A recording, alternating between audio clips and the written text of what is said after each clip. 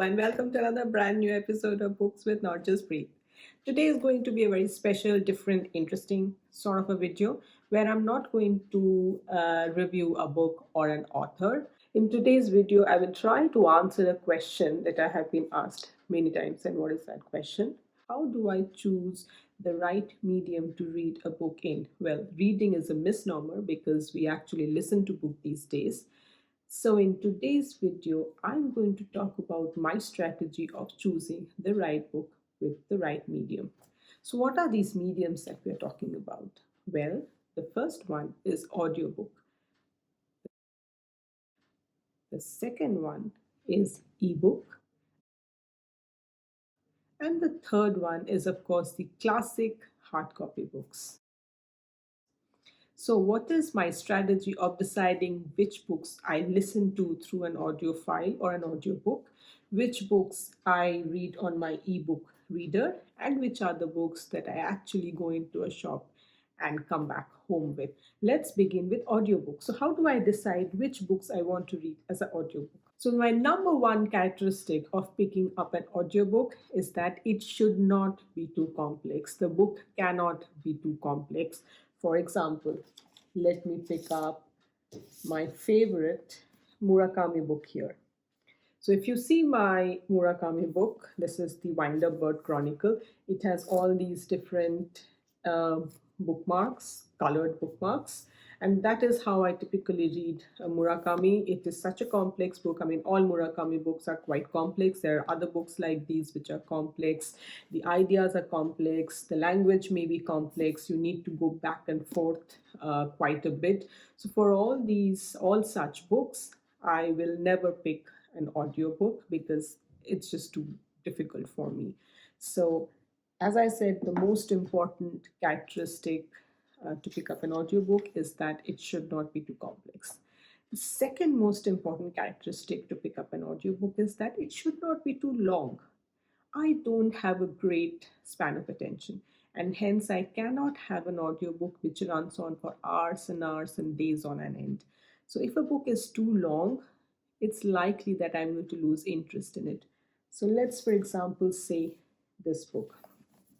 It's about 720 pages long. So I'm never going to pick this up as an audiobook, or I would rather not pick it up as an audiobook because, again, too long and I'm going to lose my interest. The third characteristic of picking up an audiobook is that it needs to be a very, very interesting subject so that I don't lose interest. For a typical example of that would be a thriller book. There are definitely a lot of exceptions. I have read non-thriller books and I have just loved them on an audiobook.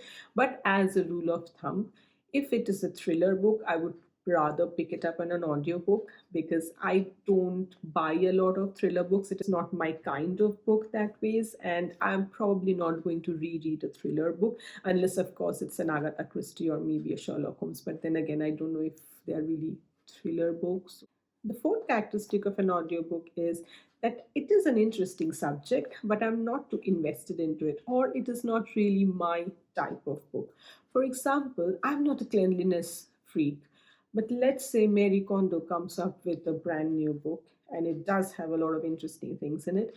I would actually probably pick it up as an audiobook because, well, I'm intrigued by the subject, but I'm not too invested in it. So, well, why not an audiobook? Now, the fifth and the last most important characteristic of an audiobook for me is that it needs to be able to calm me down at times. Now, I know it is exact opposite to when I say a book needs to be a thriller, but well, there are situations when I listen to an audiobook and it needs to calm me down.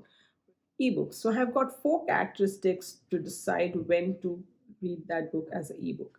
The number one characteristic, and that is no different to an audiobook, is that it cannot be complex. Again, going back to my favorite example, if it's a Murakami book, now you get the idea, right? If it's a Murakami book, it has to be a hard copy. Well, again, in ebooks, I think it is easier for you to go back and forth and also to bookmark, etc. But it just doesn't tick the boxes for me. So I would still prefer my complex books to not be ebooks, and hence my number one characteristic of an ebook is that it is not a complex book. For example, a book like this, although it's a brilliant, beautiful book, but I can read it as an ebook because it's not a very complex book. And yeah, well, there are no bookmarks on it. So the second most important characteristic for an ebook is that it should not be too long. For me, a typical ebook length would be around 300 350 pages, no longer than that, because just like with audiobooks, I might lose interest. That's one. And the second is with typically long books, I sometimes have to go back and refer to some of the previous pages, and that becomes more and more difficult for me. If I'm doing it on an ebook, I would prefer to do it on a hard copy, and hence I don't prefer to read too long books on an ebook read. The third most important characteristic for me to pick up an ebook is when the book is of a genre which is interesting, and when the book is sort of a book of my type, but maybe it's a new author that I have never read a line of. And then to sort of test the waters, I would try to pick it up as an ebook reader.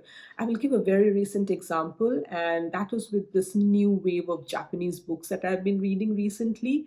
Many of these books are from new authors that I have not read before, and hence I decided to pick these books in the ebook format rather than going ahead right ahead and investing in a hard copy book. So, well, yes, when I'm testing the waters with a book of a type that I like, of the genre that I love, then I go into the ebook domain and not a hard copy. And now the fourth most important characteristic of an ebook for me is the price point.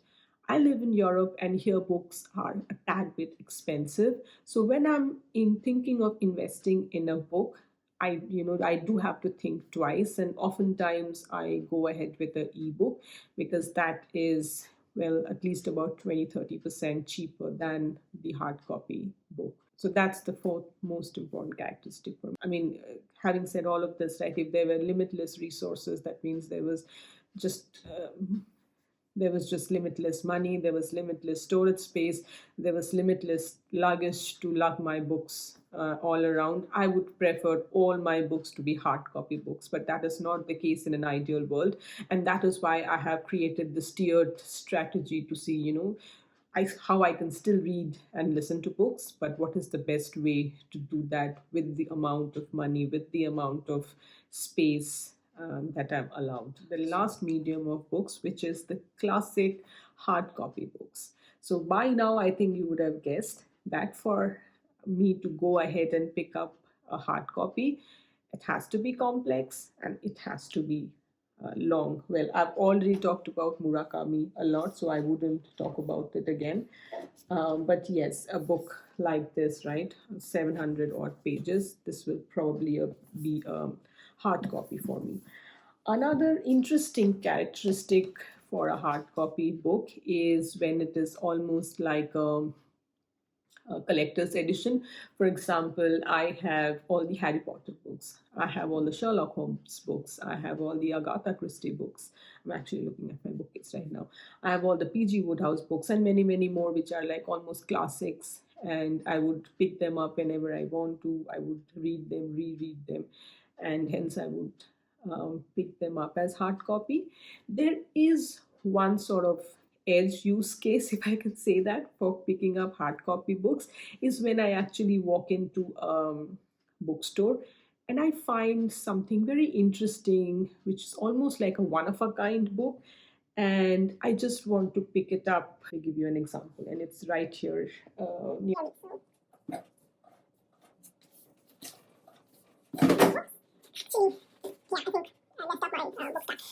But wow, this is a heavy, heavy book.